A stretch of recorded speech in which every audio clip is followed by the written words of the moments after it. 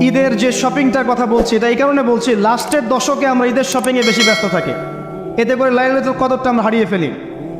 লাস্টের দশক আমরা হয় ইতেকাফ করব, না হলে বাসায় নামাজ পড়বো, পরিবারবর্গকে নিয়ে রাত জাগবো। পারা যাবে ইনশাআল্লাহ? তারাবির নামাজ তো পড়বোই ইনশাআল্লাহ জামাতে। এবং আপনি 20 পড়েন আর 8 পড়েন, আপনি নামাজের কোয়ালিটিটাকে ভালো করার চেষ্টা করেন, নামাজের কোয়ালিটিটাকে বেস্ট করেন, ধীরে ধীরে তেলাওয়াত করেন, ধীরে ধীরে রুকু সেজদা করেন, নামাজটাকে এনজয় করেন, সময় নিয়ে টাইম নিয়ে 2 ঘন্টা সময় লাগুক, 3 ঘন্টা সময় লাগুক, এনজয় করে নামাজ পড়েন, আল্লাহ পাক তৌফিক দান করেন। এরপর শেষ রাতে আবার ওঠেন, পরিবারবর্গকে নিয়ে নামাজে দাঁড়ান, একসাথে জামাত করে নামাজ পড়েন, পরিবারে নফল নামাজ পড়েন, বাসায় বরকত হবে ইনশাআল্লাহ। রাত জাগেন, বেশি বেশি দোয়া করেন, একটু তেলাওয়াত করেন, একটু জিকির করেন, তাসবিহ তাহলিল করেন, রাতটা কাটিয়ে দেন। শেষের দশকে মার্কেটে ঈদের শপিং করতে যায় না। ঈদের খুশি আছে, ঈদের আনন্দ আছে, ঈদে ভালো পোশাক পরবো, সব ঠিক আছে। এই খুশি কাদের জন্যে? কদ আফলাহা মান তাযাক্কা ওয়া যাকারা ইসমা রাব্বিহি ফাসাল্লা। কার জন্য ঈদের খুশি? যে ব্যক্তি রমজান মাসে আত্মশুদ্ধি অর্জন করতে পেরেছে, রোজা রেখেছে, যাকাত দিয়েছে, নামাজ পড়েছে, লাইলাতুল কদরে রাত জেগেছে, তারাবি পড়েছে, ইত্যাদি ইত্যাদি। এই ব্যক্তি আত্মশুদ্ধি অর্জন করেছে, এই ব্যক্তির জন্য ঈদের খুশি। যে রমজান মাসে সিনেমা দেখেছে, সিনেমার শুটিং করেছে, পর্নোগ্রাফি দেখেছে, সুদ খেয়েছে, শিরিক করেছে, বেদাত করেছে, হারাম খেয়েছে, এর জন্য ঈদের খুশি। মানুষকে ঠকিয়েছে, ব্যবসায় মাল কম দিয়েছে, পণ্য মজুত করেছে, ইচ্ছা করে দ্রব্যের দাম বাড়িয়েছে, সরকারকে বিব্রত করেছে, জনগণকে দুর্ভিক্ষের দিকে ঠেলে দিয়েছে, এদের জন্য ঈদের খুশি? কখনো না। ঈদের খুশি তাদের জন্য যারা আত্মশুদ্ধি অর্জন করতে পেরেছে। আল্লাহ পাক বোঝার তৌফিক দান করুন, আমিন। এটা প্রথম টিপস দিলাম আপনাকে। এবার আসেন, আপনি রমাদানে প্ল্যান করবেন যে আপনার জীবনে বড় বড় পাপগুলো কি কি হয়েছে। এই পাপগুলো যদি মানুষের সাথে জড়িত হয়ে থাকে, আপনি মানুষের সাথে গিয়ে গিয়ে ক্ষমা নিয়ে নেবেন। কারো টাকা নিয়েছেন, দেন নাই, দিয়ে দিবেন। কারো সম্পত্তি পায়, দেন নাই, দিয়ে দিবেন। কারো হকটা নষ্ট করেছেন, গালি দিয়েছেন, গীবত করেছেন বা তহমত দিয়েছেন, অপমান করে ইত্যাদি, ক্ষমা চেয়ে নেবেন। রমাদান মাসে মানুষের হকটা দিয়ে দেন। আল্লাহর কাছে জড়িত যে পাপগুলো আছে, এটার জন্য ইস্তেগফার যথেষ্ট। খালি যদি বলেন আস্তাগফিরুল্লাহাল্লাযী লা ইলাহা ইল্লা হুয়াল হাইয়ুল কাইয়্যুম ওয়া আতুবু ইলাইহি, 1 সেকেন্ডের মধ্যে আল্লাহ পাক আপনার সমস্ত পাপকে নেকি দিয়ে পরিবর্তন করে দিবেন সব। এবার প্র্যাকটিক্যালি যাবেন, সেহরি করবেন। সাহরির মধ্যে বারাকা আছে। সাহরি না করে রোজা রাখাটা উচিত না। সাহরির মধ্যে বারাকা আছে। একটা খেজুর হোক, 1 গ্লাস পানি হোক, আপনি সাহরি করবেন, এর মধ্যে বারাকা আছে। এবং সাহরির সময় এমনভাবে খাবেন না যে এটা আপনার জীবনের শেষ খাওয়া। কথা বুঝতে পারছেন? এত বেশি আইটেম করতে যায় না, এত বেশি ভোগবিলাসী হয়ে গেলে রোজার আধ্যাত্মিকত্ব থাকবে না। সেহরিতে অল্প খান, যদি খেতে হয় পেটের 3 ভাগের 1 ভাগ খান, 1 ভাগ ফাঁকা রাখেন, 1 ভাগ আপনি পানি দিয়ে পূর্ণ করেন। এখনকার কিছু তথাকথিত আশেখা রসুলের মতো হতে যায় না, যাদের ভুঁড়ির জ্বালায় চেয়ারে বসতে পারে না, এই কাজ করতে যায় না। এটা মুসলিমদের শোভা পায় না। আমরা পরিশ্রমী জাতি, কর্মঠ জাতি, আমাদের এসব শোভা পায় না। এটাও শেষ জামানা হাদিসে আছে। কি নাই আসলে, শেষ জামানে 1 শ্রেণী মানুষ বের হবে যারা হবে সাকিল, একদম বুড়িওয়ালা, ঠেস দিয়ে বসে থাকবে আরাম করে, এবং বলবে যে কোরআনে যা আছে আমি তাই মানি, হাদিসটা আমি মানি না, ইত্যাদি। আসেন, সাহরির পরে রোজা রেখেছেন, 5 ওয়াক্ত নামাজ জামাতে পড়ার চেষ্টা করেন। খুব সিম্পল জিনিস, খুব বেশি কিছুর দরকার নেই আমাদের। 5 ওয়াক্ত নামাজ আপনি জামাতে পড়ার চেষ্টা করেন। বাসার থেকে ওযু করে বের হবেন, প্রত্যেক পদক্ষেপ হাঁটবেন, আপনার একটা স্টেপে একটা করে গুনাহ মাফ হবে, একটা নেকি লেখা হবে, মর্যাদা বাড়িয়ে দেওয়া হবে। একে 10 দিয়ে গুণ করা হবে, রমজান মাসে আরও 70 দিয়ে গুণ করা হবে ইনশাআল্লাহ।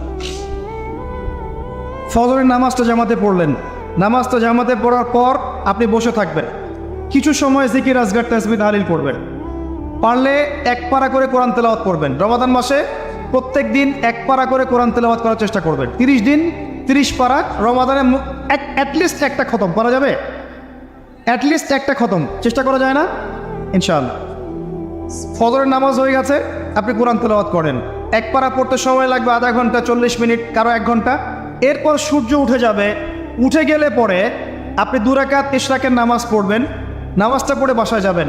আল্লাহর নবী বলছেন সাল্লাল্লাহু আলাইহি ওয়াসাল্লাম, আপনার আমল নামায় একটা কবুল হজ, একটা কবুল ওমরার নেকি লেখা হবে ইনশাআল্লাহ। এবার রেস্ট করেন, বাসায় গিয়ে রেস্ট করেন। যখন ঘুমাবেন তখন ঘুমের সুন্নাহগুলো আদায় করেন। সূরা ফালাক নাস ইখলাস পড়েন, ফু দেন, দিয়ে গা মাসাহ করেন, আয়াতুল কুরসি পড়ে ঘুমান, ঘুমের দোয়া পড়ে ঘুমান। ঘুমটাও নেকি হবে ইনশাআল্লাহ। এরপর হয়তো আপনি কাজে যাবেন, চাকরিতে যাবেন বা ব্যবসায় যাবেন বা আপনি শিক্ষাক্ষেত্রে যাবেন, ইত্যাদি ইত্যাদি। যে ক্ষেত্রেই যান না কেন আপনি মনে রাখবেন আপনি রোজাদার। যে ক্ষেত্রেই যান আপনি মনে রাখবেন আপনি রোজাদার। আমি কারোর সাথে এখন ঝগড়া করতে পারবো না, কারোর সাথে এখন মারামারি করতে পারবো না, আমি কারো গীবত করতে পারবো না, আমি মিথ্যা বলতে পারবো না, আমি মাপে কম দিতে পারবো না, আমি জনগণকে ঠকাতে পারবো না, আমি রোজাদার। এটা মনে রাখ, এটা মনে রাখলে পরে দেখবেন ইনশাআল্লাহ তাআলা আপনি আল্লাহকে পাচ্ছেন, আল্লাহর মারিফত পাচ্ছেন। খাচ্ছি না আল্লাহর ভয় না, পানি পান করছি না, স্ত্রী সহবাস করছি না, কার ভয়ে? আল্লাহর ভয় না? এত কঠিন কাজ করার পরেও রোজার নেকি পাওয়া যাবে না যদি রোজা রাখা অবস্থায় আমি মিথ্যা বলি, মাপে কম দেই, গীবত করি, সুদ খাই, জেনা করি ইত্যাদি। নবী সাল্লাল্লাহু আলাইহি ওয়াসাল্লাম বলেছেন সেই ব্যক্তির পানাহার ছেড়ে দেয় আল্লাহর কিচ্ছু যায় আসে না যে ব্যক্তি রোজা রেখে অশ্লীল কাজ করেছে। মা বোনদেরকেও বলবো, রোজা রেখে যদি বেপরদায় চলেন রোজার কোনো দাম নাই। রোজা রেখেও যদি এমন কাপড় পরে চলেন যেই কাপড় পরা না পরে একই কথা, ঢাকা শহরের ফ্যামিনিস্ট মেয়েদের মতো জিন্স আর গেঞ্জি পরে ঘোরেন, রোজা রাখা না রাখা আপনার একই কথা। এটা রোজা হয়নি, উপবাস হয়েছে, উপবাস। ইকোনমিক সেকশন আমরা যারা আছি, আমরা যদি রোজা রেখেও সুদ খাই, আমার রোজা রাখা না রাখা আল্লাহর কিচ্ছু যায় আসে না। আমরা ধর্মীয় ক্ষেত্রে যারা আছি, জানা অনুযায়ী আমল যদি না করি, দিনকে দুনিয়ার স্বার্থে ব্যবহার করি, আমাদের রোজা রাখা না রাখায় কিছু যায় আসে না। আমরা যদি মিথ্যা বলি, অন্যের গীবত করি, অশ্লীল কাজ করি, গার্লফ্রেন্ডের সাথে সময় কাটাই, ওর সাথে কফি খেতে যাই, ডেটিং করতে যাই, এই যে ফেসবুকের মাধ্যমে চ্যাটিংয়ে প্রেম করি, ইউটিউবে অশ্লীল ভিডিও দেখি, পর্নোগ্রাফি দেখি, ইত্যাদি ইত্যাদি, এইসব রোজা রাখা না রাখা আল্লাহর কিচ্ছু যায় আসে। আমি হাত জোর করে মিনতি করছি ভাই, খাওয়া পান করা, স্ত্রী সহবাস ছেড়ে দেওয়ার নাম রোজা নয়, এটার নাম রোজা নয়, এটা একটা অংশ রোজার মাত্র। রোজা রেখে আল্লাহর যাবতীয় হারাম ত্যাগ করলে পরে রোজা হবে ইনশাআল্লাহ। এই কাজগুলো করার চেষ্টা করে আল্লাহ পাক তৌফিক দান করুন। রোজা রাখা অবস্থায় আপনি বেশি বেশি জিকির করবেন। কি করবেন? সুবহানাল্লাহ পড়বেন, আলহামদুলিল্লাহ পড়বেন, আল্লাহু আকবার পড়বেন, লা ইলাহা ইল্লাল্লাহ পড়বেন, লা হাওলা ওয়ালা কুওয়াতা ইল্লা বিল্লাহ পড়বেন হাসবি আল্লাহ ওয়া নি'মাল ওয়াকিল, সুবহানাল্লাহি ওয়া বিহামদিহি, সুবহানাল্লাহিল আযীম, সুবহানাল্লাহিল আযীম ওয়া বিহামদিহি। পড়বেন আস্তাগফিরুল্লাহ ওয়া আতুবু ইলাইহি, আস্তাগফিরুল্লাহ ওয়া আতুবু ইলাইহি।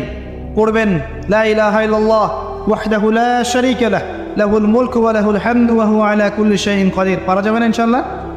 বেশি বেশি পড়বেন। আরেকটা কাজ করবেন, প্রতিটা কাজ নবী সাল্লাল্লাহু আলাইহি ওয়াসাল্লামের সুন্নাহ মাফিক করার চেষ্টা করুন।